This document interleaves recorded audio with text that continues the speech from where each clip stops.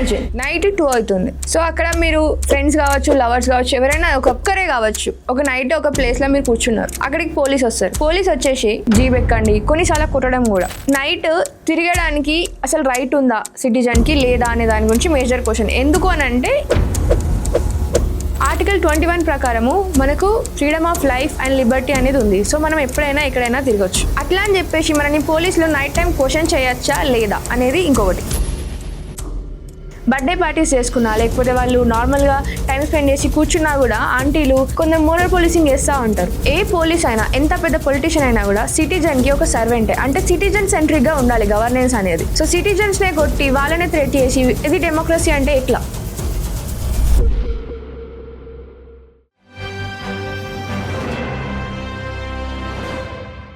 Imagine night 2 అవుతుంది. So అక్కడ మీరు ఫ్రెండ్స్ కావచ్చు, లవర్స్ కావచ్చు, ఎవరైనా ఒక్కరే కావచ్చు, ఒక నైట్ ఒక ప్లేస్ లో మీరు కూర్చున్నారు. అక్కడికి పోలీస్ వస్తారు. పోలీస్ వచ్చేసి మిమ్మల్ని అసలు ఇక్కడ ఎందుకు ఉన్నారు, మీరు ఏం చేస్తున్నారు ఇక్కడ అని క్వశ్చన్స్ అడగచ్చు. ఓకే, కానీ తర్వాత వాళ్ళు వచ్చి జీప్ ఎక్కండి, కొన్నిసార్లు కొట్టడం కూడా. సో చాలా మంది ఏం చేస్తారంటే ఫస్ట్ పోలీస్ అనగానే భయపడతారు, కొంతమంది ఆర్గ్యూ చేస్తారు, ఇంకా కొంతమంది పానిక్ అయిపోతారు. సో అసలు నిజంగా పోలీసులకి మనల్ని కొట్టే అధికారం కావచ్చు, లేకపోతే ఇట్లాంటి మోరల్ పోలీసింగ్ చేసే అధికారం కావచ్చు ఎంతవరకు ఉంది, అసలు సిటిజన్స్ కి ఎట్లాంటి రైట్స్ ఉన్నాయి, పోలీసుల డ్యూటీస్ ఏంది అనేది ఈ వీడియోలో మనం డిస్కస్ చేద్దాం. సో నిజంగా మనకి లీగల్ గా బయట తిరిగే హక్కు ఉందా మిడ్ నైట్ లో అనే దాని గురించి మనం డిస్కస్ చేద్దాం. ఎందుకంటే మేజర్ గా ఇదే కదా, దీని చుట్టే కదా ఉంది.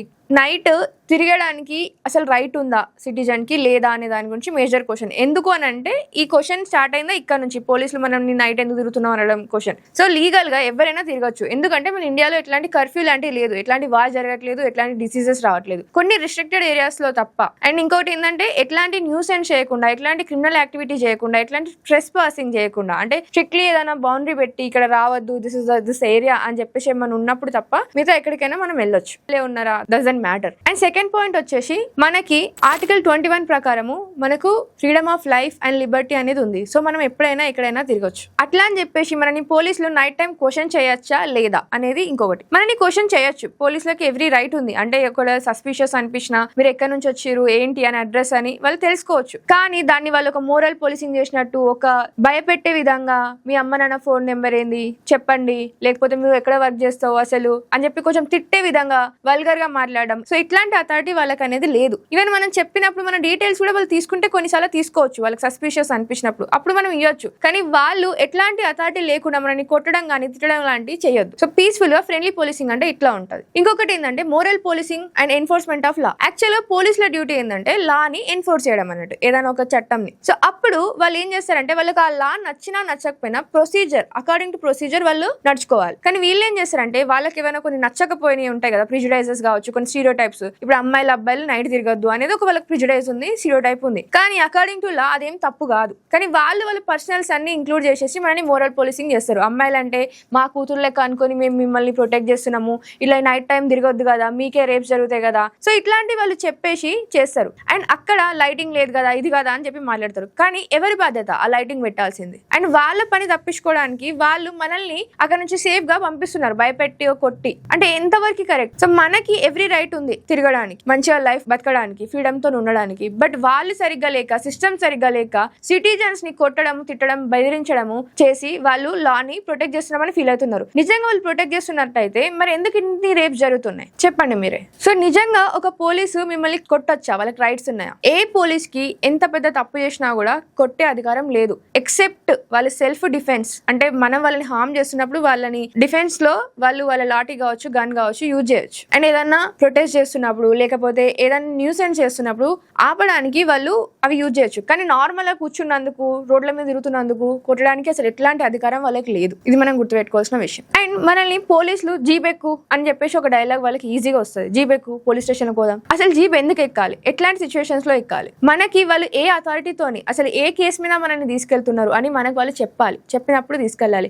అండ్ ఆ నైట్ లో ఒకవేళ అమ్మాయి కనుక ఉంటే వాళ్ళతో లేడీ కానిస్టేబుల్ కూడా ఉండాలి, అట్లయితేనే అమ్మాయి అయినా ఎక్కాలి. లిటరలీ వాళ్ళు ఇద్దరు ఉన్నప్పుడు ఒక అమ్మాయిని ఎక్కువనడం అది లీగల్ గా ప్రొసీజర్ అసలు కాదు. ఒక అమ్మాయి ఉంది అన్నప్పుడు ఒక లేడీ కానిస్టేబుల్ కూడా అక్కడ ఉండాలి. సో ఇక్కడ హ్యూమన్ డిగ్నిటీ అనేది మ్యాటర్ అవుతుంది. ఏ పోలీస్ అయినా, ఎంత పెద్ద పొలిటీషియన్ అయినా కూడా సిటిజన్ కి ఒక సర్వెంటే. అంటే సిటిజన్ సెంట్రిక్ గా ఉండాలి గవర్నెన్స్ అనేది. సో సిటిజన్స్ నే కొట్టి వాళ్ళనే థ్రెట్ చేసి ఇది డెమోక్రసీ అంటే ఎట్లా? డెమోక్రసీ అంటే లిటరలీ మన మనకి వాళ్ళు సర్వ్ చేయాలి, మన వెల్ బీయింగ్, మనం ట్యాక్స్ పేయర్స్ కాబట్టి సో మనని వాళ్ళు చూసుకోవాలి. కానీ వాళ్ళు వచ్చి కొట్టి మనల్ని ఒక ఇన్సెక్ట్స్ లాగా ట్రీట్ చేయడం కానీ కరెక్ట్ కాదు. సో ఇంకొకసారి మీకు కనుక ఇట్లాంటి సిచ్యువేషన్స్ ఏమైనా వచ్చినప్పుడు మీరు తప్పకుండా మీరు స్టాండ్ తీసుకోండి. మీకు రైట్స్, ఎవ్రీ రైట్ ఉంది మీకు నచ్చినట్టు ఉండడానికి, మీకు నచ్చిన టైంలో ఉండడానికి. ఆర్టికల్ 21 అనేది మిడ్ నైట్ అయినాక పని చేయదు అనేది ఎక్కడ లేదు. అవేం పండుకోవు ఆర్టికల్స్ లేకపోతే కాన్స్టిట్యూషన్ ఇట్లా అన్ని ఎప్పుడైనా వర్క్ చేస్తూ ఉంటాయి. సో మీరు ఎప్పుడు పానిక్ అవ్వకండి. అండ్ ఇంకొకటి నేను చెప్దాం అనుకుంటుందంటే, చాలా మంది ఈ సాఫ్ట్వేర్ ఐటీ సైడ్ సర్కిల్స్లో ఉంటాయి కదా, కొన్ని స్పేసెస్లో